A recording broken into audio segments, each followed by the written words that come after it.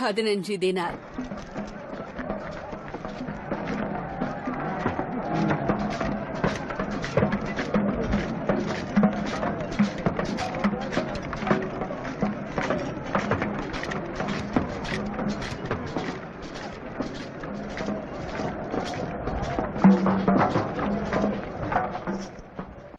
அருமை அருமை.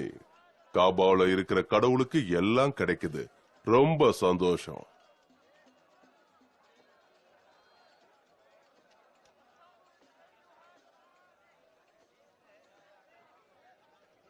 என் ஆன்மாவை ஊடுருவி பாக்குற இந்த மனிதர் யாரு? எங்கிருந்து என்ன உடனே தூக்கிட்டு போக.